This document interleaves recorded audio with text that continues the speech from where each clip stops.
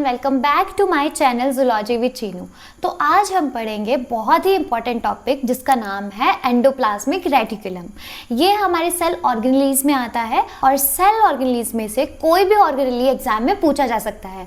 तो चलिए आज हम पढ़ते हैं endoplasmic reticulum. A network of membranes spread in the cytoplasm extends from nucleus to plasma membrane. Endoplasmic reticulum एक नेटवर्क ऑफ मेम्ब्रेन्स है जो साइटोप्लाज्म में होता है। ओके, ये न्यूक्लियस से लेकर प्लाज्मा मेम्ब्रेन तक एक्सटेंड करता है। न्यूक्लियस से लेकर कहां तक एक्सटेंड करता है? प्लाज्मा मेम्ब्रेन तक एक्सटेंड करता है।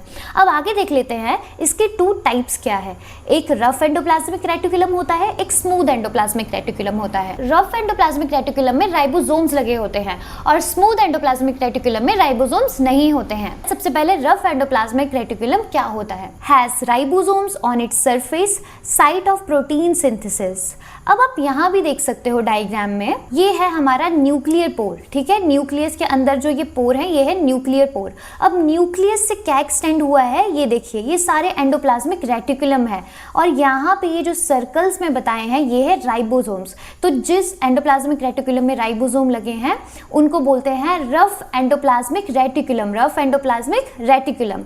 और ये यहाँ पे ये फोल्ड्स दिख रहे हैं, इन फोल्ड्स को हम सिस्टर्ने बोलते हैं और इन फोल्ड्स के बीच की जो स्पेस होती है इनको हम सिस्टर्ने स्पेस बोलते हैं। ठीक है, अब यहाँ पे ये इनमें कोई भी राइबोसोम्स नहीं है तो ये स्मूथ एंडोप्लाज्मिक रेटिकुलम है। तो रफ एंडोप्लाज्मिक के सरफेस पर राइबोसोम्स लगे होते हैं, इसी वजह से इसे रफ कहा जाता है। ओके, ये मेनली प्रोटीन सिंथेसिस की साइट होते हैं। किसकी सिंथेसिस की साइट?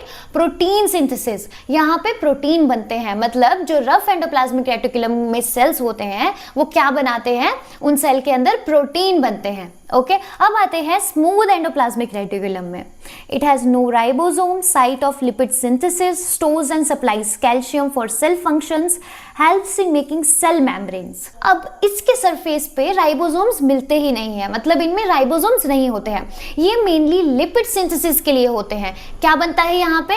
Lipid synthesis. याद रखना, रफ एंडोप्लाज्मिक में क्या बनता था? प्रोटीन सिंथेसिस, और स्मूथ एंडोप्लाज्मिक में क्या बन रहा है? लिपिड सिंथेसिस हो रही है। ठीक है, तो ये मेनली लिपिड सिंथेसिस के लिए होते हैं, जैसे कोलेस्ट्रॉल, फॉस्फोलिपिड, स्टेरॉइड हार्मोन्स, इन सारों की सिंथेसिस किस में होती है? स्मूथ एंडोप्लाज्मिक रेटिकुलम में। और दूसरा जो हमने पढ़ा, stores and supply calcium for cell function, मतलब ये कैल्शियम आयंस जो होते हैं उनको स्टोर करते हैं और सप्लाई भी करते हैं, जो सेल के डिफरेंट फंक्शन के लिए इंपॉर्टेंट होता है। ठीक है, अब आ जाते हैं इसके फंक्शंस में। Rough endoplasmic makes proteins. जो रफ एंडोप्लाज्मिक रेटिकुलम होता है वो प्रोटीन्स बनाता है, ये हमने कितनी बार पढ़ लिया। ठीक है, and rough endoplasmic reticulum helps in protein modification after synthesis. अब ये तो हमने पढ़ लिया कि ये प्रोटीन्स बनाते हैं, लेकिन बनाने के बाद उन प्रोटीन्स का मॉडिफिकेशन भी करते हैं। ठीक है, जब वो प्रोटीन्स बन जाते हैं तो उसके बाद उन प्रोटीन्स की मॉडिफिकेशन भी करते हैं। आगे स्मूथ एंडोप्लाज्मिक रेटिकुलम के बारे में देख लेते हैं।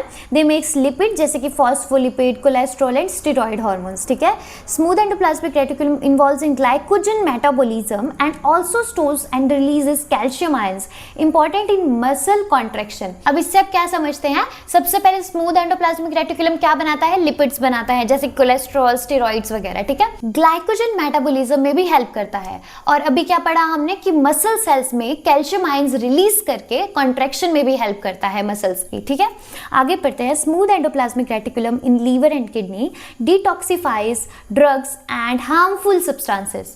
अब क्या करता है ये? लीवर और किडनी सेल्स में ड्रग्स और हार्मफुल सब्सटेंसेस होता है, उनका डिटॉक्सिफिकेशन करता है। Okay, next, smooth endoplasmic reticulum helps release free glucose into body by removing phosphate from glucose 6 phosphate. Glucose को फ्री फॉर्म में रिलीज करने में भी मदद करता है बाय रिमूविंग फॉस्फेट ग्रुप। ठीक है, तो सिंपल वर्ड्स में बोलूं तो रफ एंडोप्लाज्मिक रेटिकुलम का मेन काम है प्रोटीन बनाना और स्मूथ एंडोप्लाज्मिक का मेन काम है लिपिड्स बनाना और मेटाबॉलिज्म के फंक्शन हैंडल करना। दोनों मिलके सेल के अंदर एक इंपॉर्टेंट फैक्ट्री की तरह काम करते हैं। तो यही था हमारा एंडोप्लाज्मिक रेटिकुलम, और अगर आपको मेरी वीडियो अच्छी लगी हो तो please like, share and comment करें। Thank you.